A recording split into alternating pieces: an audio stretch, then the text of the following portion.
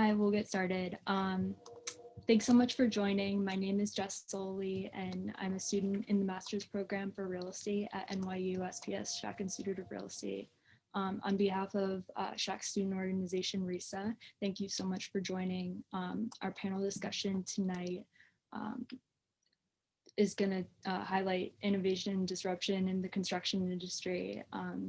Tonight's event is hosted by our Proptech and Innovation Committee, which is led by Joshua Moinian. Josh and I are increasingly interested in opportunities in this space, and we're looking forward to the conversation with our panelists. One thing quickly before we get started, we encourage you to use the Q&A feature, which is located at the bottom of your screen throughout the session, and we'll monitor that and have audience Q&A at the very end. Also look out for some links that are going to be added to the chat during the event. Thanks.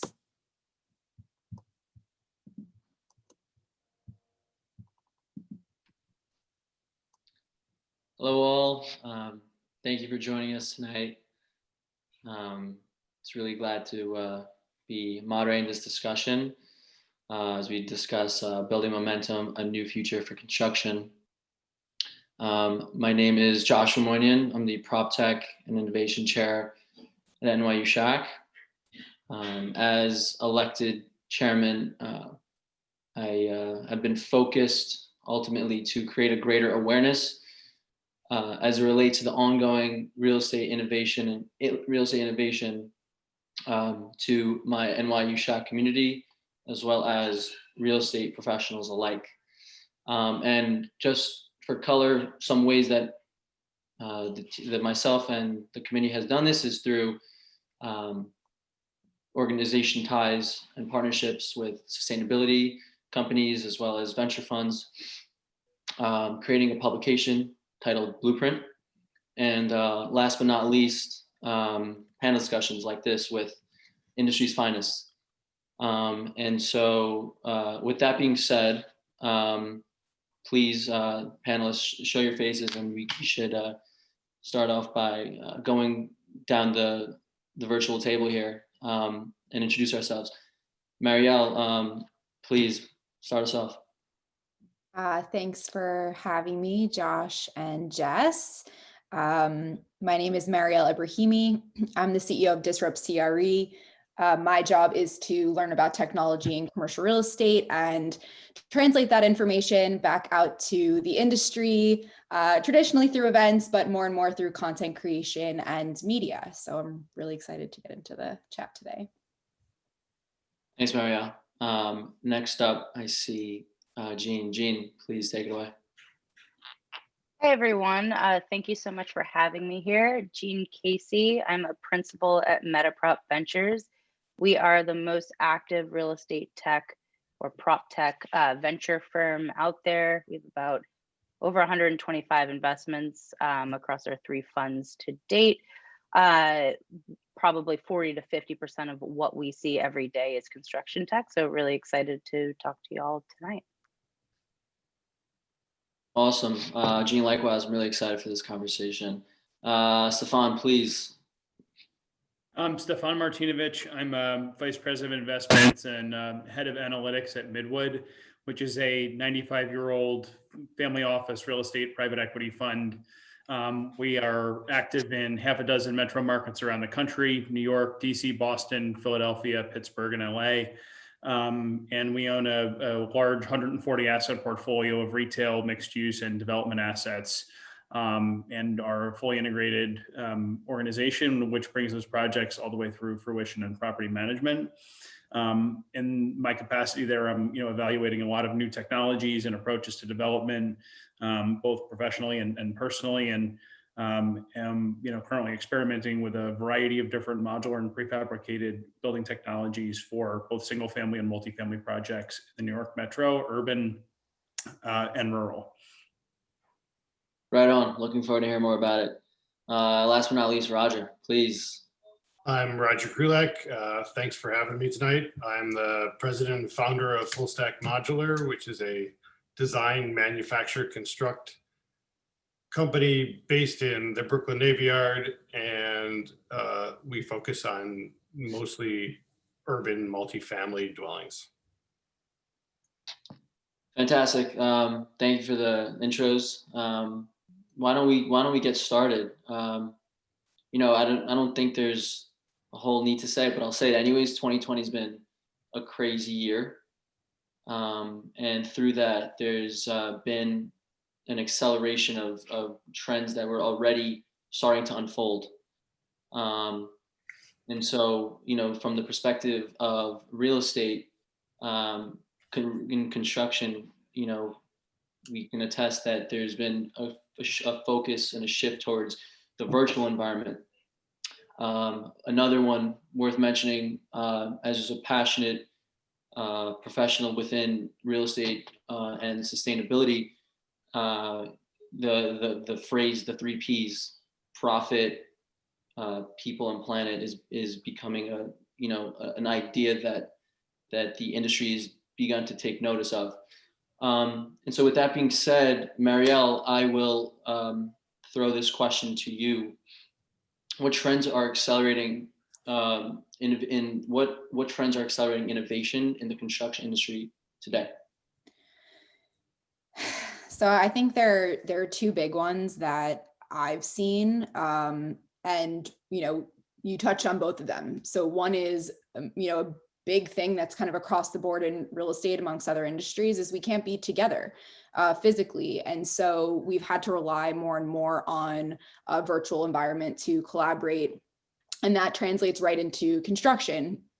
Big part of kind of missed opportunity in construction, a lot of the breakdown in efficiency comes in pre-planning, and the lack of kind of organization and communication in that area of construction has long been a missed opportunity for improvement. So I think we were kind of in a way forced into becoming more efficient and paying more attention and giving more care to the pre-planning phases of construction, shedding a little bit of a spotlight.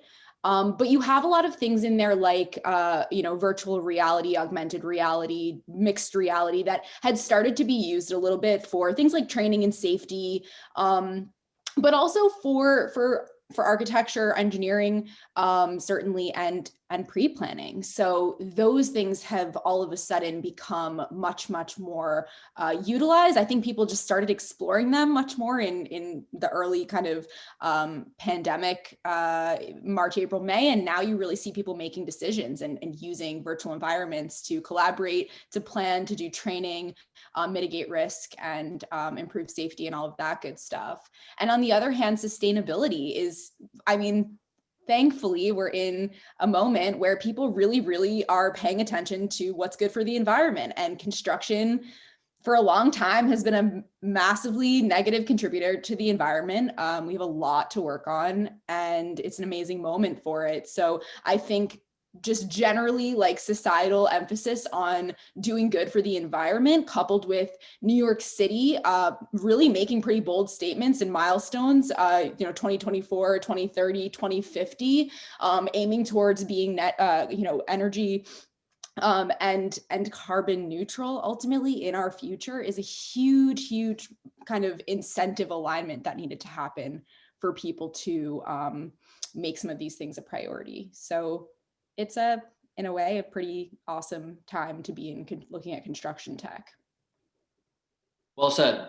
It's a crazy time, but yet there's also light at the end of the tunnel, especially through this challenging time period. I'll follow up with that question for anyone on the panel, because I do think it's really important to bring home. How is it actually happening? What is happening as a result of these trends that are being accelerated? Anyone feel free to hop in here. I can say from my perspective, we have 2 basic focuses. As I said, multifamily building in a dense urban environment, which is most of our work. There's two parts of that I think are incredibly important, and already, Mariel, you've already touched on them, but to me, it's 2 things. It's product and process. And technology and drive goes into both things. So process is where, in my view, it always starts, and why we call ourselves a design, manufacture, construct solution. Integrating technology, integrating information, integrating the process in a way that is apart from traditional is what drives the ability, and especially in a manufacturing environment, to utilize technology advances. It's far easier to use a piece of technology in a factory where you're the same place every day than it is to do it on multiple construction sites, which doesn't mean it doesn't have value, it's just easier.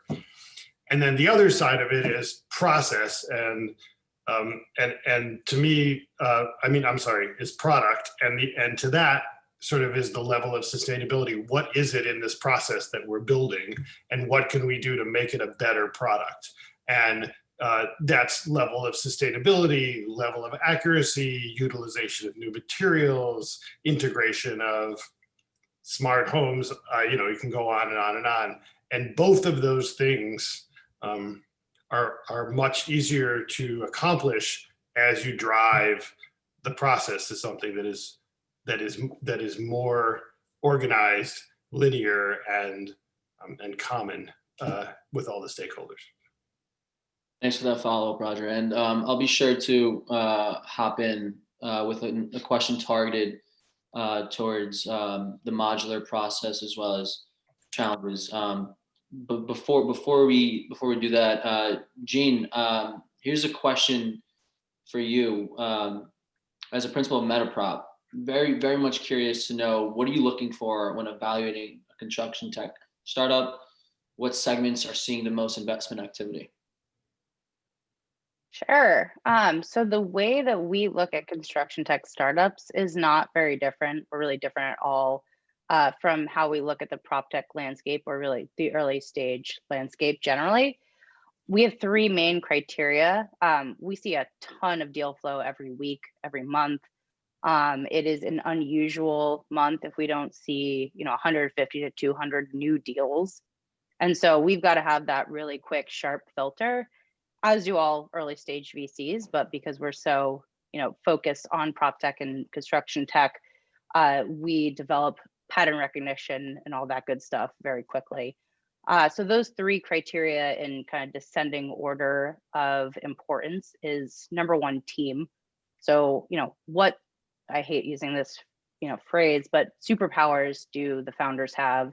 Do they have real industry expertise that they can go and sell into the construction industry in a way that reflects a real experience and a credible path to market?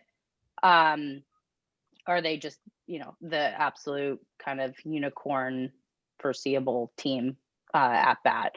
Number two, market opportunity. And this is interesting because for a long time, I think that the construction tech world was not paid the appropriate attention to, because people are not familiar with how just massive the market is.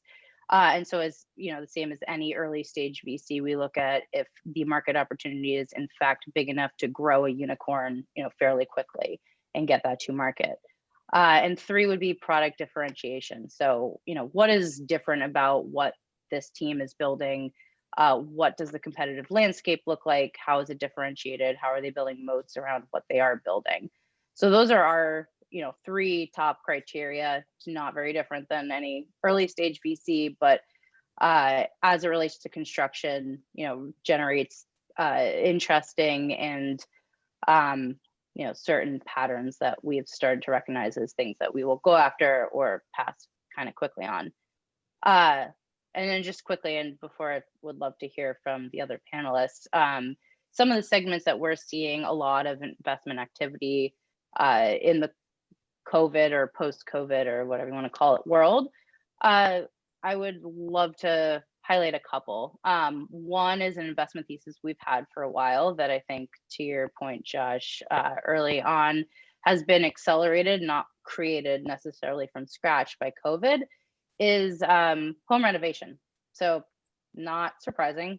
We've heard a lot about it in the news, lots of writing about it. People are investing instead of, taking that money out of their travel budget. And, this would be an in-person bet if we could have it be taking that kind of budget and allocating it to making their workspace nicer. This was not a desk that I had before in February 2020. Little did I know, have a nice desk now, a little spotlight up there, whatever you want to call it. Home renovation, you know, there's a million studies out there. McKinsey says that 3 out of every 4 people has invested in a meaningful way in upgrading their home versus last year. That's a huge trend. We expect that to continue as, you know, work from home, flexible work is not going away. We're not gonna, you know, go back to pre-COVID trends. It might not be, you know, this panel convening over Zoom forever. I hope it's not. I hope to, you know, have a beer with you guys in person sooner than later. But that is a massive trend and something that's very relevant to the construction industry and something that we're certainly at MetaProp very excited about, and would love to hear, you know, the other panelists' thoughts on where they're seeing a lot of innovation and activity. Jeanne, thank you so much for that. Anyone, please feel free to tag on to Jeanne's point.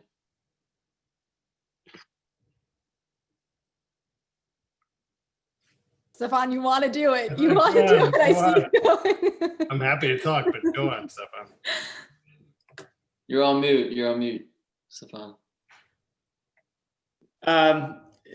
So 2020. Yeah, I mean, I think that what's interesting is really as like this construction tech sector and, you know, all of the different, you know, building and structural approaches to actually constructing, you know, homes and built-in offices and what have you, like materializes. I feel like there's been more of like a splintering of subsegments of the industry, like particularly in the housing sector, where there is, you know, things that like have been utilized overseas, particularly in Europe, like for panelized and non-volumetric. So basically they flat pack a house, for instance, and ship that to a property. Like those things have been kind of like building up all over the world in their, you know, in their own markets, but the regulatory environment in the US in a lot of ways, and the residential building code hasn't caught up to it. Now those things are starting to change. And so there's these subsectors that are, you know, emerging within that, you know, for all different types and approaches of modular and prefab, and there's a whole spectrum that Roger can define a lot better than I can. But you know, that open up like new opportunities to deploy these kinds of building systems in environments where it wasn't necessarily previously feasible. You know, there's been a long time like coming for, you know, more higher density product, like the stuff that Roger and FullStack are working on. And previously, it didn't really make a lot of economic sense for most market rate multifamily projects, unless there was basically federal funding and tax subsidies involved in the construction, because there was a premium put on speed to delivery versus cost, because there's a lot of like, you know, construction labor and finishing work, you know, implications that are related to, you know, taking government money and you know, federal subsidies to build that kind of a product. And so basically, like, you know, that was kind of the beachhead, you know, when things started to evolve and to become really to go more down market in some ways, to become more of a, you know, a massively, you know, widely adopted or mass adopted product. And like, I think that we're seeing, you know, the same thing where, you know, there's, you know, specialists that are emerging, you know, that like are growing some, and there has been for a while, building like, you know, suburban small box retail stores and strip centers and even hotels, you know, using, you know, different sorts of, you know, new construction techniques. But I think that like, you know, things have evolved to where, you know, now almost anyone can get a modular building for a cost competitive rate and a likely better risk return profile, whether you're a homeowner or a business owner or a developer or a landlord. So I think that, you know, has presented a lot of opportunity, you know, for new companies to emerge entirely to capitalize on some of these sub-trends. Sure, right on. You know, when you hear the word contact, you know, at this stage of the game, it's almost like a subsector within Proptech. And I believe I think you guys would agree that just like how Proptech was a subsector of fintech years ago, Proptech's become its own category. Contech over the years, especially with the drive currently happening today, you'll see subcategories within Contech, and it's only growing. Roger, back to you. I didn't forget about you. So what are the biggest operational challenges in the construction world today? And with your background, what would you say about modular in its approach that addresses these challenges? So I think I would it's a great question. I'm gonna step back a little bit about it. First of all, there are several elements that go into, sort of the creation of a modular building. And, there's the part of it that is created in a factory. There is that which happens on site, assuming that you don't have a building that floats in air. And then you have to somehow manage to blend those. And all the risk profiles associated with them and all the financing associated with all of them. And that to me is where the real challenge and opportunity is. Delivering something, building it in a factory is, if you've ever built anything in a factory, or if you've ever just sat around and done the same thing in the same place for a few days, is more efficient. And if you've ever done it in an efficient place that has all of the equipment that you need, it's nicer and better and better done, even if you're moderately talented. The real issue is that how do you take that and deliver it as a product at the end of the day? And like Stefan said, cost effectively, which I think some competition and some improvements have created that. The real issue is that real estate is an investment vehicle and has a whole bunch of other components. And the industry around it is what's really starting to evolve in order to accept that as a product. And that's really where we're just starting. And that's not only for the finance side of it, it's not only for the integration of communication between the general contractor on site and the person manufacturing in the factory and the architect and the other stakeholders. But it's also about the actual product at the end of the day and how it lives, not only from its conception through manufacturing, through installation, but how it lives as a building forever. And that's where you're seeing a lot of innovation in the space. When this product has a life and you can track it and you can monitor it and you can improve it, that's where it's going. And the interesting thing that also gives rise to are components of a building and how they can integrate into a living model of a built environment, whether that be commercial or residential, doesn't really matter. So as the digital twin, which is a name that I think needs to be changed out for something else because I find it in BIM sort of old and ugly, but there's a new word for it, whatever that is. As that lives in space and time, then we can do all kinds of things with it. We can create everything. We can take subcomponents and apply them. We can do pretty much anything we want. And I think as we move there, and I'm seeing it in our industry, it's pretty exciting. It's a lot of opportunity. Thanks, Roger. But don't expect me not to ask you what's the name going to be if not digital twins. On the spot. We should actually just ask that question, and everybody who's listening should tell us what the new name for digital twin is, and we'll give a prize at the end. So I think there is a survey for the webinar. Right on. People are just figuring out what digital twins are. Let them learn for a minute. Exactly. Yeah. I mean, in that case, Mariel, we touched on digital twins time and time again. What is digital twins for anyone out there? You're gonna leave it to me. I mean, the digital twin is exactly what it sounds like. It's a digital replica of something tangible, or maybe not even yet created. Could be a building that is going to be developed. Could be a whole city with, digital economy overlaid.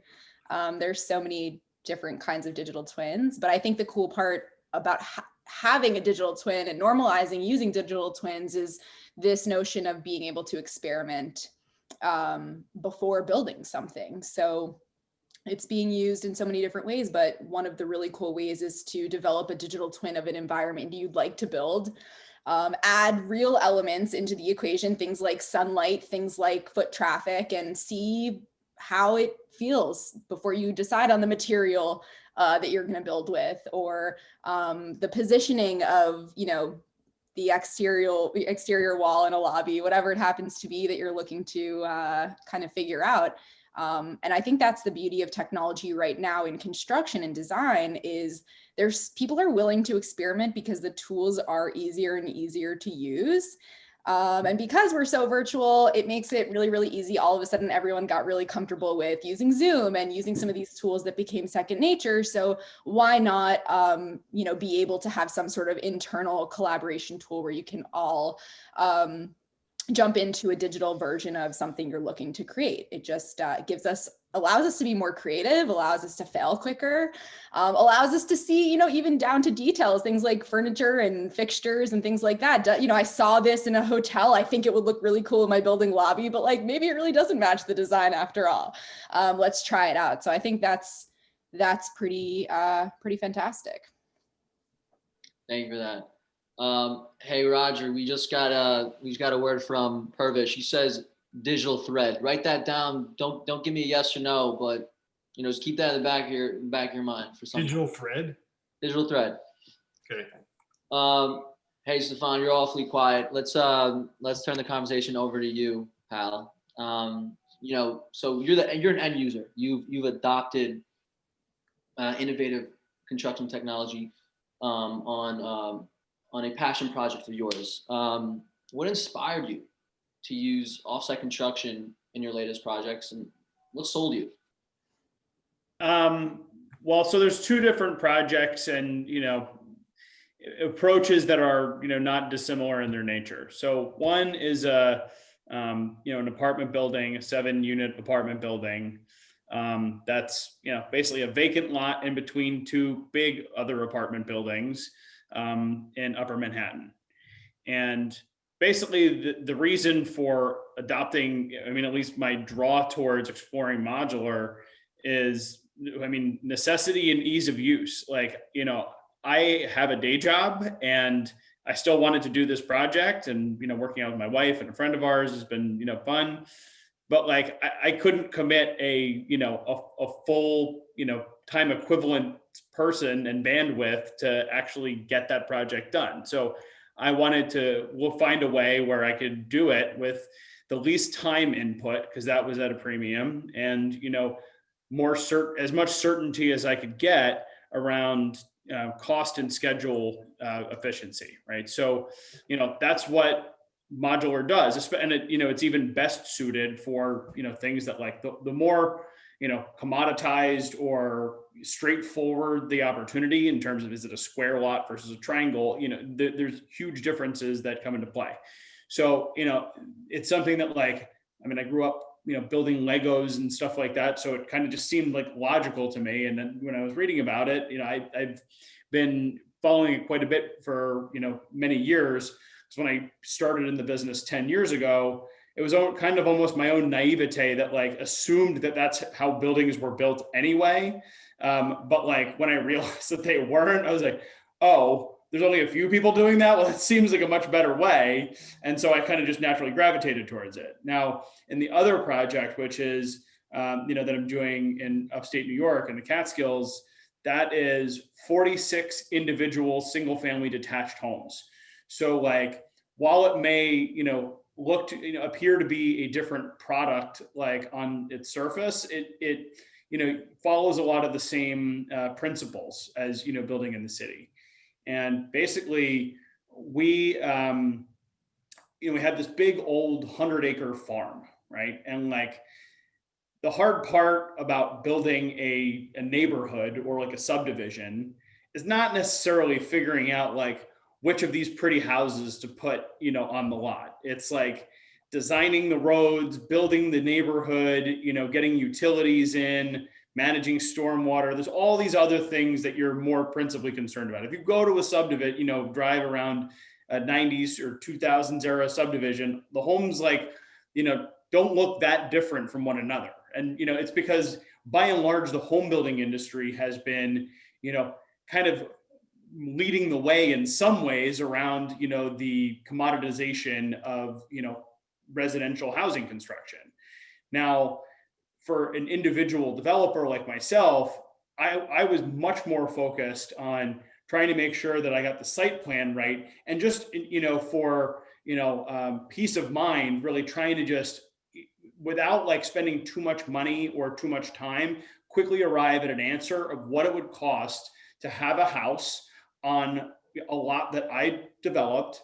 And does that meet the aesthetic requirements and the price point that I can sell it at?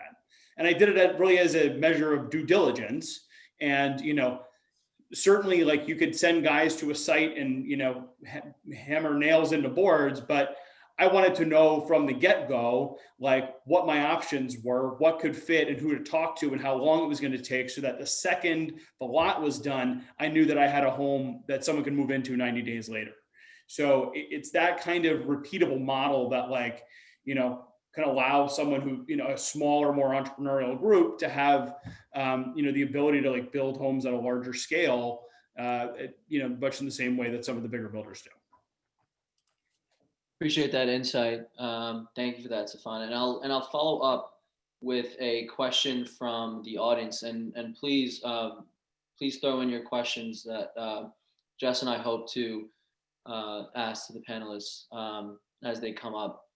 Stefan, here's a follow-up. You somewhat touched on it, and it's interesting, and I'll read the question.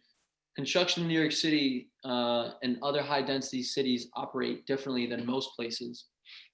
What are some of the challenges you've seen in implementing these technologies that have been successful in most locations and bringing them to a New York City or a Singapore?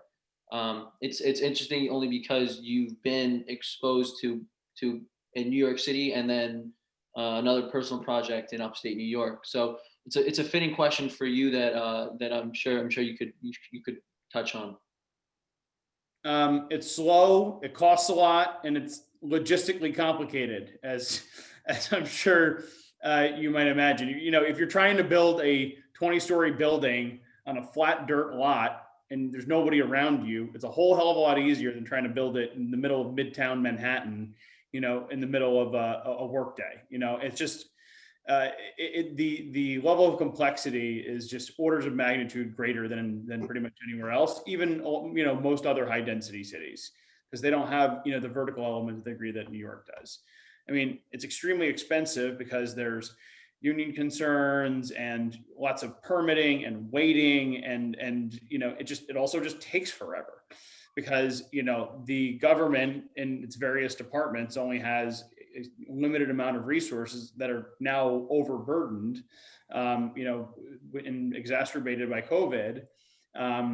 And they have a million developers out there that are trying to do, and not only developers but homeowners who are trying to get permits to renovate their houses and apartments, and there's just a huge volume of work. Now, sophisticated tools are in place, but there's matters of procedure and just scheduling that you run into. And so if you are if you're able to adopt some of these techniques, it could mean that you could be designing the building at the same time that you're sitting and waiting for your final approval, and able to, take a module that was designed in a factory, and the second you get your permit, it gets delivered to the site. And then you're 30 days from opening the doors, or 60 days from opening the doors. I mean, that's just the manner of construction staging, with an offsite technique, it's really advantageous because that's when you have to start really incurring large amounts of money. And if you can have that money out there as an investor for a shorter period of time than a long period of time, you can start to generate revenue sooner, you're paying less construction interest, et cetera. So, the things that to the second point here about, what other locations around the world have done. I mean, from what I've seen, there's been the most success in primarily London, really, I think is the best example. And really and I just really love the approach. The government basically recognized a shortage of affordable housing, and B, an emerging technology and growth industry that like the UK could be a leader on, principally, and not to mention the fact that they could have a successful industry even just serving their own market, because there's distribution challenges where you have really a service area around a production facility.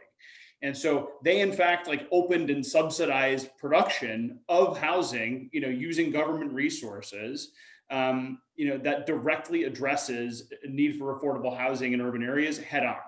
And it's a really, bold step. And Roger's kind of taking a private sector approach to cracking at it and then having to jump through a million hoops to like navigate a legacy regulatory framework and capital markets environment that's just like it was built for a prior era. And so like it takes like especially in New York now, until that ceiling is cracked, it takes more patience and good relationships to really kind of continue to advance the ball.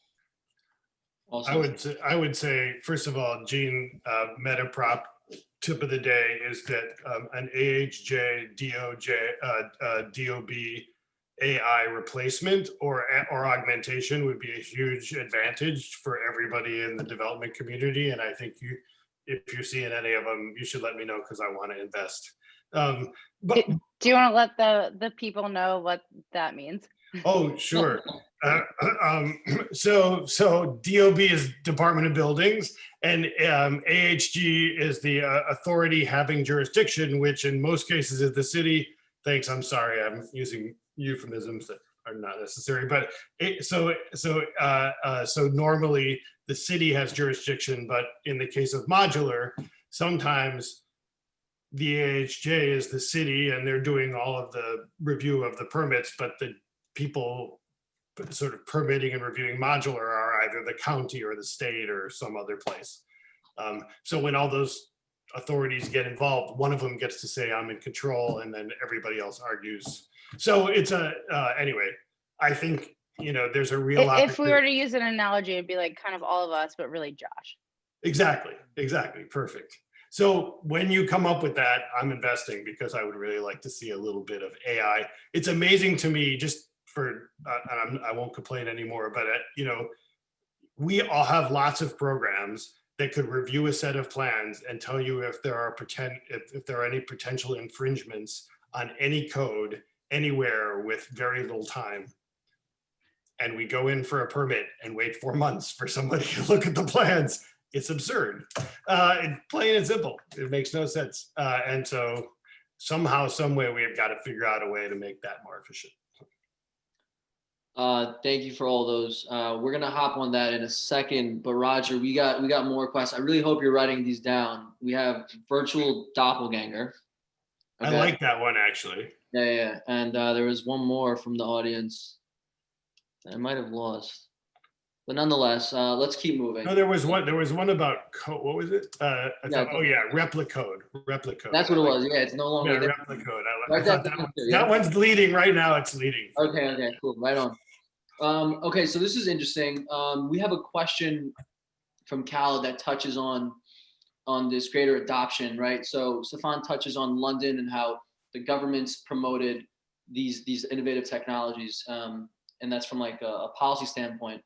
Khaled comes from a venture background himself, and he's saying that, and just how my professor at NYU Shack, Josh Pankton, always said, real estate guys don't know tech, and tech guys don't know real estate. That was a very common theme that he touched on in our Proptech course, and that's what Khaled's saying here. So, Jeanne, my question to you is, and Khaled would enjoy this as well the whole audience.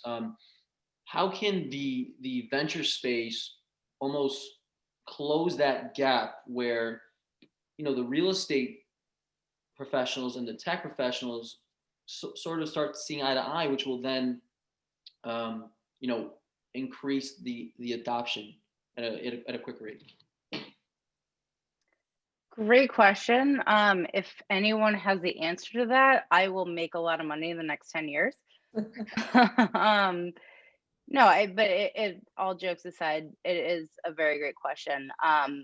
I hate to use the word silver lining because it's cliche, and also when it relates to COVID, it is not appropriate, and all the health and horrible things that we are experiencing as a society. But to pretty much everyone's points before, COVID has been an accelerant of a lot of trends that were already underway. That is certainly our party line as MetaProp and a very active Proptech VC. The one, if you were to use the word silver lining, result of this whole experience that we have undergone the last 2 quarters, almost 3 quarters, is that tech has become a must-have from a nice-to-have across all of Proptech and a lot of construction tech, contech, whatever you want to call it. You know, we saw a pretty much a halt in Q2 of many, if not most, or nearly all projects. Much of what has allowed those to come back online has not only been a movement through the pandemic, but a lot of a broader embrace of technology and what it can do from a on-site safety perspective, a project management perspective, just a lot of perspectives that were, again, trends already underway, but really accelerated by the situation we all find ourselves in. And so, those trends are not likely to reverse themselves. They will most likely, persist in, if not their full capacity, most of their capacity. And that seems to be, from my perspective, at least at a venture firm, a really exciting place. Again, hesitant to use the word exciting, but I think that this is really a moment for construction technology, as it is for broader prop tech and real estate technology, that prior generations or prior verticals that were hesitant to adopt technology have kind of been forced to, not for the best ways. And again, COVID as an accelerant, not as a welcome embrace. But people have really been forced to use technology.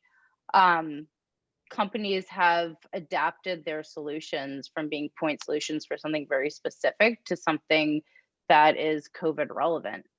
We've seen that across our portfolio. We've seen that in a lot in on-site safety applications and use cases, and I expect that to go forward, and not only be for social distancing, but for completion data, and just for better data and analytics and on-site real-time insight into how projects are going. So I'm personally excited, and use the word excited kind of in a reserved way.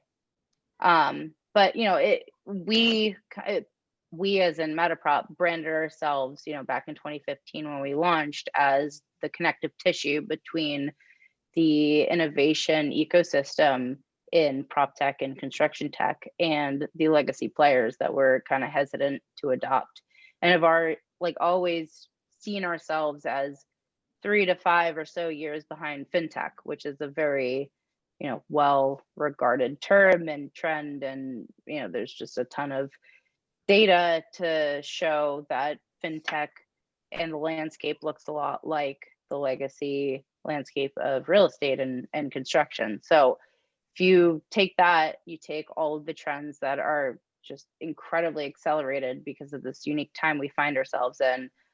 There's a lot of really, again, reserved use of the word exciting times ahead for this whole space. Thank you for that. We're gonna touch just in a little bit on the future of Contact, and Jeanne, I'm gonna welcome your take on that in a bit. Moving forward, Mariel, here's a question that you and I discussed celebrating the wins. As we said, it's been a wild time, 2020, but it's important to nonetheless, discuss, the positive that's come about. So why don't you share, personal wins and within DisruptCRE or within the industry as a whole? I mean, I could just say for you're doing some awesome stuff with a show, and maybe you can touch on that too.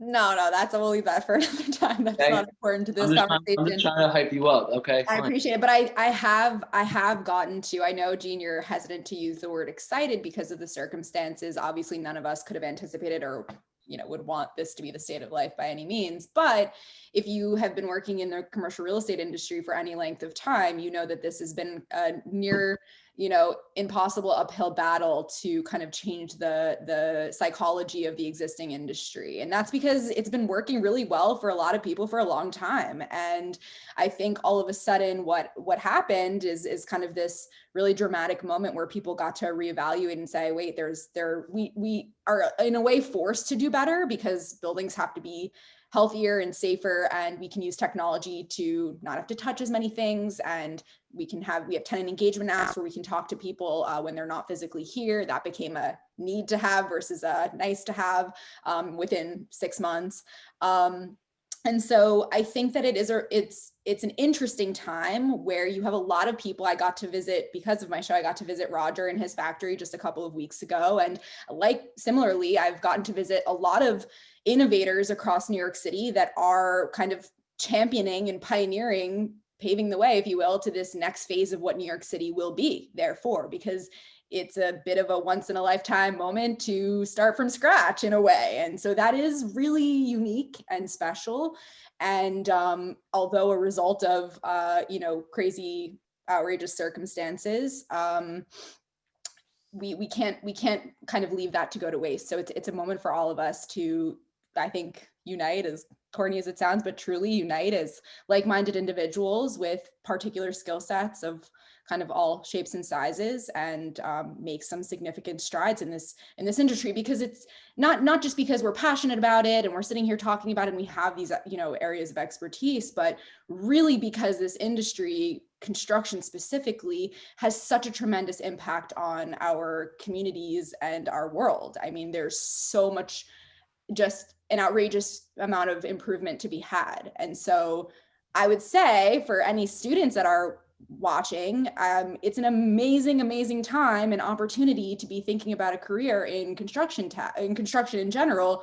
By way of technology opens even more doors, but it's a really kind of important moment if you're at all interested in this space, to be getting started, because there's only up to go, I think. I mean, when Roger told me that modular construction became a thing around 10 years ago, I was like, there's no way, Roger, because you and I have only known each other for a couple of years. We've only been talking about it for 2 years. He's like, yeah, it really has only taken off in the last 3. If you think about how far we've come and now we're talking about modular construction, yeah, of course, it just makes sense. And it's almost wild to think that lenders are totally comfortable lending on projects that are just absolutely, potentially wildly inaccurate on budget and time.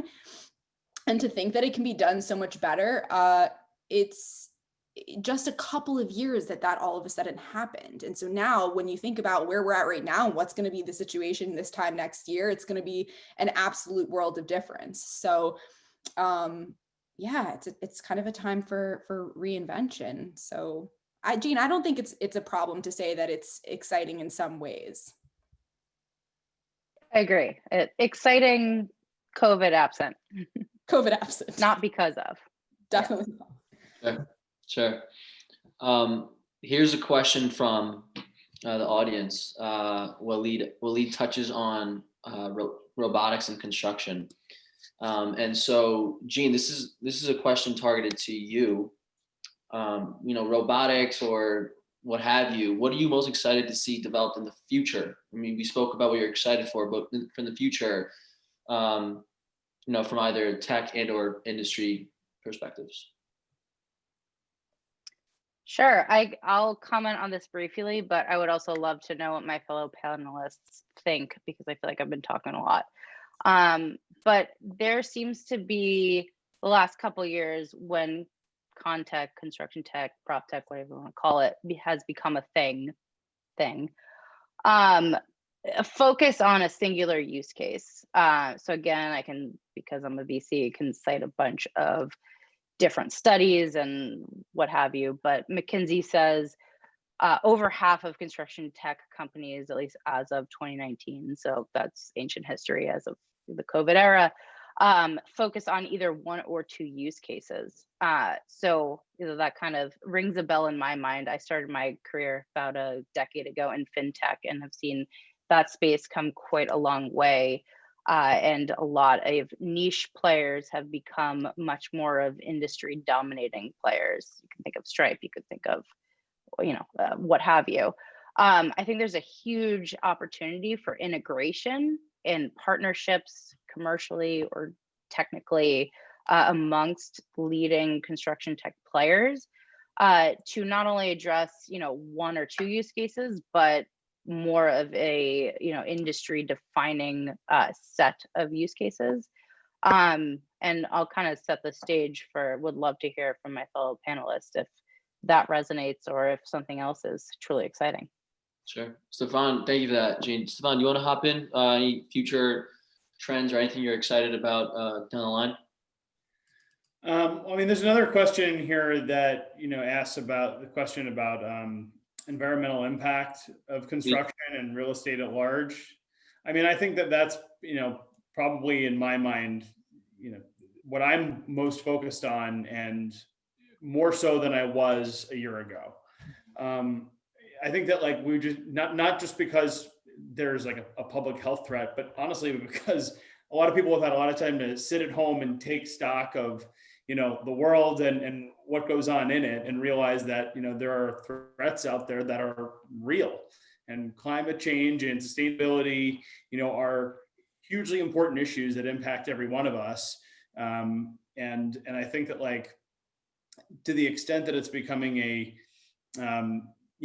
cost of doing business, I feel like every design firm is prioritizing buildings and higher performing environments to a degree that they've it probably surpasses like everything they've done in the past. And to the extent that construction can follow suit and find ways to collaborate with people in material sciences and building architecture and design engineering, and honestly even really like city planners and folks involved in land use. I mean, that's the the kind of the intersection of sustainability really at the building level and then at the site level. It's really is tying it together with the land use. And you can look and say that like a 100-unit apartment building is built out of better or worse materials to a certain degree of sustainability standard and certification. But if it's using land in an imprudent way and you're using more conventional techniques and materials, maybe in an urban environment where you have a much smaller land footprint and are using centralized utilities, you may in fact be having a much greater environmental impact on the building that you thought presumably was constructed more sustainably. So I think that a holistic view that includes the total embodied carbon of all materials that are being used in these buildings, and then finding new ways. I mean, even with wood, I think some of the most exciting stuff going on is really it's in cross-laminated timber, which is really using different like adhesive materials and pressure with wood materials to basically produce structural members and floor beams and things like that like have a structural capacity that allows you to build much higher buildings. And not only does that displace a lot of the need to use otherwise pretty dirty concrete and steel, which has certain environmental impacts as well, but it also contains a lot of embodied carbon and then gets replenished by trees growing and replenishing the forest in a prudently managed logging program. So I think that like kind of taking a more holistic view and driving people to make this the moment for sustainability is I think one of the more exciting things. Right on. Thank you for both of those. And it's super important to mention that And just a quick plug, NYU Shack does intend on hosting in our next panel discussion a topic on sustainability in real estate, because, panelists and myself alike, we all understand the importance of living sustainably, and it's the time is now. Now a question for you, Roger, hosted by Ivan. Has FullStack and Modular faced challenges dealing with construction unions? If so, can you touch on the company's approach in these discussions? We actually are signatories with the unions in New York, and we haven't really had any problems. We've certainly dealt with them from Philadelphia to San Francisco. I mean, it's, I think it's interesting. You can watch sort of what's happened in Philadelphia, which is, the majority of the buildings in Philadelphia are low rise and mostly made out of wood. But there has been a tremendous amount of modular construction in Philadelphia, both affordable and otherwise. And the unions are very strong in Philadelphia, but they keep accepting sort of non-union modular buildings because they just know that that's what's going to happen and they're not going to get built otherwise. So I think, so we haven't had too many problems. We're still fighting a little bit in Boston. I don't know what's going to happen there, but we'll get there eventually. I think that you sort of can't fight trends, and the trends are that offsite construction is going to happen, whether it's going to happen as subcomponents or panelized construction or multi-trade rack assemblies or whatever it is. It's frankly just more efficient. And so my friend Chris Jatina from Blocks, who builds mostly medical stuff, shows this great video of what happens if you take a construction site and you just make these subcomponents or sub-assemblies. What happens to the building construction process? And it's amazing. If you just human nature and the way that people cluster around something that is organized is incredible. And so as you see that happening, and as you take your replicode, and I'm sort of liking that one, as you take your replicode and you integrate into it all of the things that we're talking about. How does this product, how is it more sustainable? How is it sourced? What happens when you combine them? Where do you put them? What happens if I take this building and twist it 3 degrees to the right, or I add shade over here? Then what happens if I use this system versus that system? And you can test all these things and we can get real information from it. That's where I think things are happening. I think we're getting to a point where we have enough data and we have enough ability to analyze it that we can make good decisions long before we put anything, any hammer to nails, steel to stud to, pipe to anything. It's amazing. And what I do see happening from a trend perspective is that there is going to be more collaboration because that information is so strong, accurate, and available. And you're going to see in the near future a bunch of new platforms by which you can collaborate all of these things, which I think will be exciting. Well put. You said it simply. You can't fight the trends, and that's where we're headed. We are past time, but I do want to throw one more question in, because again, this is a panel discussion hosted by NYU Shack REISA with a strong student base. This is a conversation to any of the four of you. What is your advice to the next generation of real estate industry innovators? Please, anyone feel free.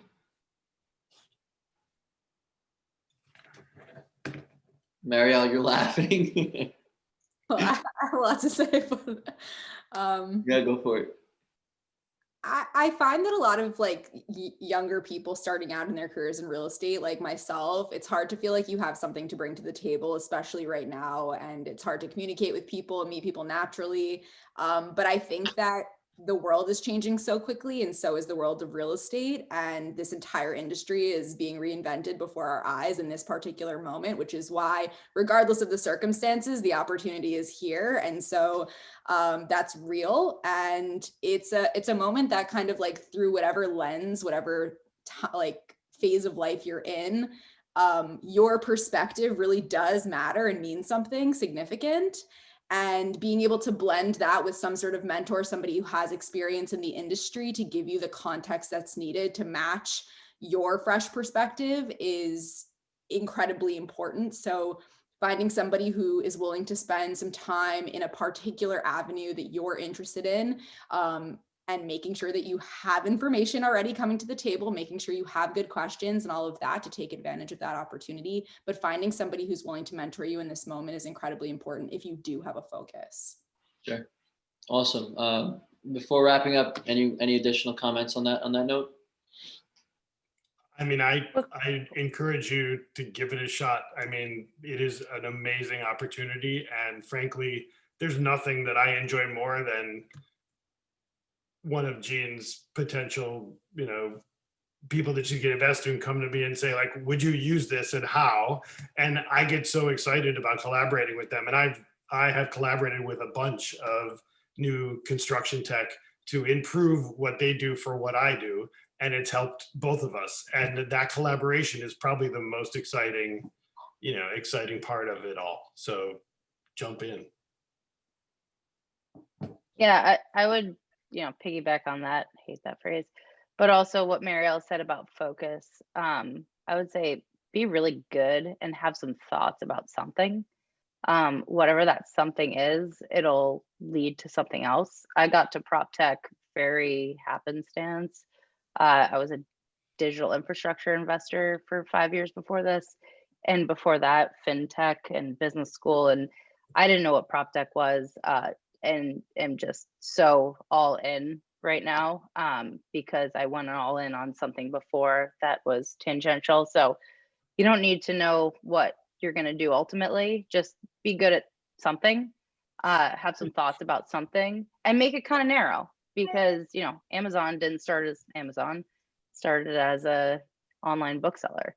That is probably the most trite business analogy, but you can't be good at anything, everything. And from a VC perspective, that is actually, a good tip for aspiring entrepreneurs. Be good at one thing and have some thoughts about it and want to change that. Thanks, Jeanne. Stefan, anything on your end? I'd say you guys are in the right place at the right time. I mean, it's always exciting to be, in an industry that is very large and is at the tipping point of a, total change in the way that business operates. So, keep doing what you're doing. Awesome. Thank you so much for your time. Jess, take us away. Well, panelists, thank you so much. That was outstanding. I learned a ton, and I know that our viewers did too. Audience, thanks for being super active and engaging with your questions. Josh, you crushed it. Josh has really taken this committee to the next level, and we're going to follow up with a recording via email. Thanks again, and good luck with finals, and we'll see you in 2021. Thank you all. Have a good night.